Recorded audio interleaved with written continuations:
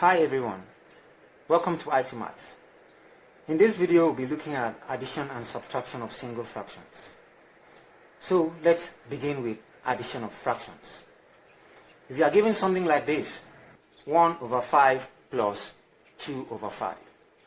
What does that mean? That simply means that I have one orange cut into 5 places and then I'm just given one part. That is 1 over 5, right? And then I'm asked to add it to an orange that is cut also into the same parts, 5 parts. And I'm given 2 parts. So let's get the 2 parts. We've gotten 2 out of 5, the second fraction. The first one was 1 out of 5. The fraction in black, 1 out of 5. The fraction in blue, 2 out of 5. Now, is it easy to just find out how many portions have been shaded all together? Yes, it's very easy. How many portions? 1, 2, 3. 3 portions have been shaded out of 5. So the answer becomes 3 over 5. That's the answer to this addition. But since we are not in kindergarten, we don't do that. What do we do? 1 over 5 plus 2 over 5. This is what we do. We pick the denominator 5 since it is divided into 5 places. And then what do? We simply add the numerators. 1 plus 2. We pick one of the denominator because it's divided into the same part 5, and then we simply add the numerators together. And that gives us what? 3. 1 plus 2 is what? 3 over our denominators stays back over 5. And that is the answer. That is why 3 over 8 plus 5 over 8 simply becomes 3 plus 5 over 8. 3 plus 5 over just 8. Which is what? 3 plus 5 is what? 8 over 8. And what is 8 divided by 8? 1.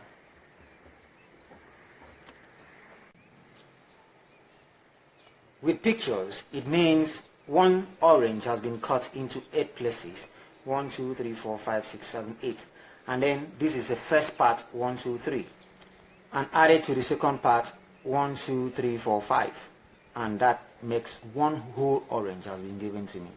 Assuming the first time they gave me 1, 2, 3, and then they gave me 1, 2, 3, 4, 5. In fact, they have given me the entire orange. That is why I have one whole orange as my answer. But I guess we are above this level by now, so let's get into the crux of the matter. When you are given something like 1 over 2 to be added to 1 over 3, like this, notice the denominators are different. This orange is cut into 2, this is half, this is half. We are only interested in this half. And this is cut into 3. And this is the part we are asked to add, this to this.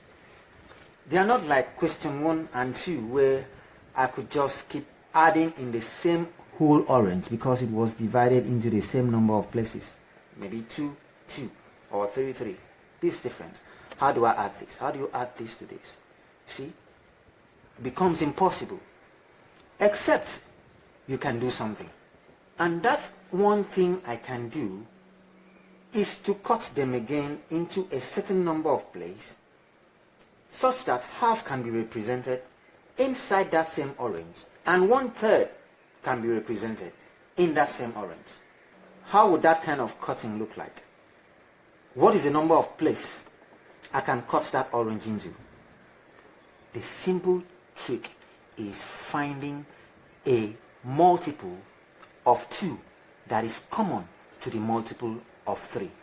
And that multiple could be 6, could be 12, but I don't need a higher number.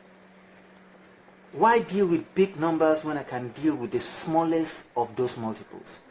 That is what brings us to least common multiple, or you can call it lowest common multiple. So what is the lowest common multiple of 2 and 3? Please, if you've not watched our video on lowest common multiple, please go and search for it so that you know what to do. Now let's find the LCM of 2 and 3. For the purpose of those who don't really know, let's solve it. 2 into 2, 1. 2 into 3, cannot. So we copy down our 3. Now what can go? 3. 3 into 1, 3. 3 into 3, 1. So we are done. Our LCM is equals to 2 times 3.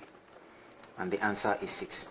So it means I can cut this orange into 6 places and I bring out half. Cut this one into 6 places and I bring out 1/3. Let's see how we do that. So we have here our half. Can you see that? The side shaded black is still half. And then we still have here our 1/3. But look closely. It has been cut. It is no longer one line. There are other lines. And we've divided this whole orange into 1, 2, 3, 4, 5, 6. What part is shaded? 3. 1, 2, 3. Out of 6. So we've created a new orange, a new fraction that is still half, but now it looks different. The same thing here. Now, how many parts are shaded? 2 out of 6. See what we've succeeded in doing? We are still having 1/3. Look at it. Still the same 1/3. But now we can simply find out that both of them are cut into the same number of places. Same number of equal places. 6 places. Now, it is easy for us to add 1, 2, 3 to 1, 2. So we have this half here. 1, 2, 3. 1, this 3. 1, 2, 3. Let's add 1, 2. That is 1 and 2. Like this. So we have 1, 2, 3. 1, 2, 3. Which was half. And then we have 1, 2. Look at it here. Which was originally 1/3. So we've succeeded in adding 1, 2, 3 to 1, 2. And that gives us 1, 2, 3, 4, 5. Gives us 5/6. Now it's easy. Do you know why it is easy? Because we were successful in creating a new equivalent fraction to 1/2, which is 3/6. A new equivalent fraction to 1/3, which is 2/6. Because they both have the same denominator, they both were divided into the same number of places, it is easy for us to just add. So what's the key thing here to note? When you are given a fraction with different denominators, create a new equivalent fraction such that both of them have the same denominator so that you can simply add them together like this. I hope that's clear. But you know the problem? We are no longer in kindergarten. So we are not expected to do diagrams like this to get our answer. So I'll get you straight to how to get your equivalent fraction from this so that you can add it very comfortably. Now remember, we said that we need the lowest common multiple of the denominators that are no longer the same. That's the first thing to do. The next thing to do is create equivalent fractions. We will not be using diagrams. So let's go straight to creating equivalent fractions for 1/2 and another equivalent fraction for 1/3 and then add them up. Now, if I say the new denominator is 6, like we had here, if this is no longer 3 but 6, it means this should no longer be 1. So how did 3 become 6? Please, if you've not watched our video on equivalent fraction, I encourage you to go and watch it. We have a lesson prepared on how to develop equivalent fractions. Please watch it, search for it and watch it. So how did 3 become 6? Times 2. So since I've blown up 3 by multiplying by 2 to get 6, I need to blow up the numerator 2 by multiplying by that same 2 to get what? 1 times 2 is what? 2. See? That's how this guy was gotten. The same thing. Since what did I do for 2 to become 6? Times 3. Permit me to write it here. 2 times 3 is what gives 6. So I must also multiply 1 by 3 to get a new numerator here. So 1 times 3 is what? 3. See? The same thing here. So I've gotten 2 new equivalent fractions that have the same denominator that I got through their LCM. Now I can simply add this. Let's add this. 3 plus 2 all over 6. I can now pick one because they are now the same. And that gives us 5 over 6. The same thing we got while using pictures. Is that okay? Okay, let me just go over it again. We are given 1 over 2 to add to 1 over 3. You notice the denominators are not the same. You can't just add them up. You can't just add 1 plus 1. Which one will you pick if you do that? You must develop a new equivalent fraction for both of them where the denominators are both the same, like this. But first you have to pass through LCM. Find the LCM of 2 and 3, which is what we did here. And the LCM was 6. Now I place 6. Remember there was nothing here at first. I place 6 here and I place 6 here. I'm trying to build a new fraction for 1 over 2. I have the denominator, which is the LCM of both of them, of both 2 and 3, but I don't have the numerator yet. So I find out how the 2 becomes 6 times 3. I use that same times 3 and multiply to get a new numerator. 1 times 3, 3. I come over here. How does 3 suddenly become 6? By multiplying by. Always use multiplication. Don't try to add up to get 6 and say 3 plus 3 is 6. No, it's always multiplication we use. So 3 times what gives 6? Times 2. You found your magic number times 2. Use that number and multiply the numerator to get your new numerator. Now you have new fractions. You are now to add these new fractions that now have the same denominator and get your new answer. 3 plus 2, 5. You bring back your denominator. Also, let me mention that instead of saying how did 3 become 6, 3 times 2, you can get this 2 by simply dividing your new denominator by the old denominator. What do I mean? 6 divided by 3 is what?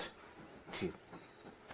That's how to get this 2 that you use in multiplying the numerator. The same thing.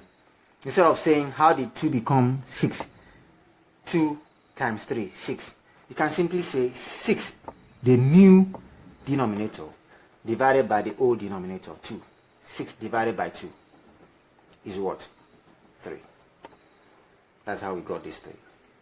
So you can just divide to get these magic numbers. Is that okay? Please, if you have any question, don't hesitate to drop it in the comment section. Let's look at another example. 3 over 5 plus 3 over 4. The denominators are different. So what do I need? The LCM of 5 and 4. So what's the LCM of 5 and 4? This is a method for finding LCM. Please watch that video. Pick prime numbers. 2 into 4. 2 cannot go here. 2 can still go. 1. 2 cannot go into 5. What is the next prime number? 3 can go. 5. And we are done. The LCM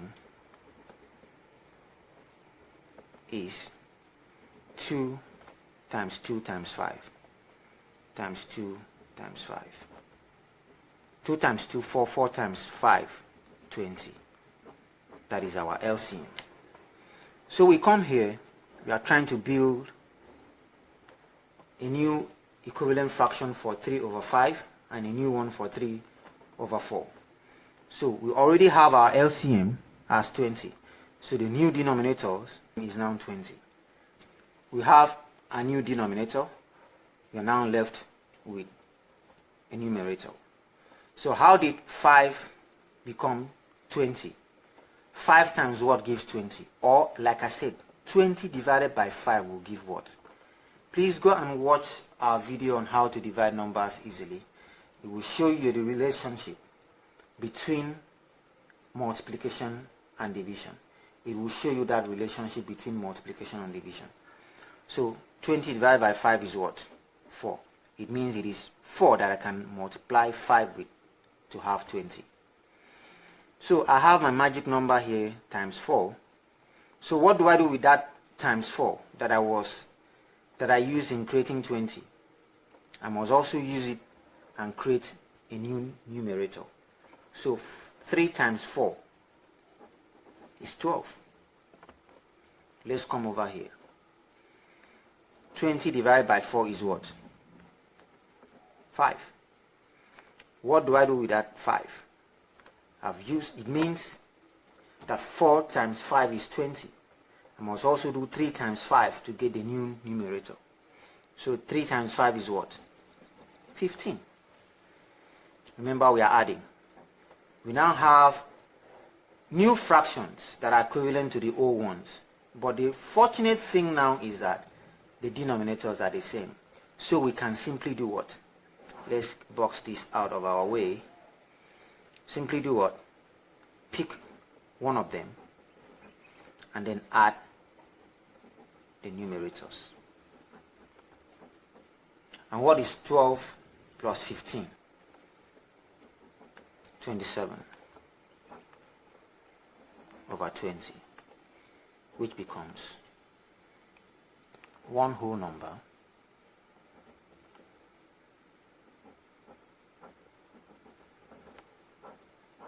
(7 over 20). A quick rundown. Step 1, find the LCM of the denominators that are not the same. Get your answer, 20. Build a new equivalent fraction for the first fraction, a new one for the second fraction. And we have 12 over 20. Once we get here, it's easy.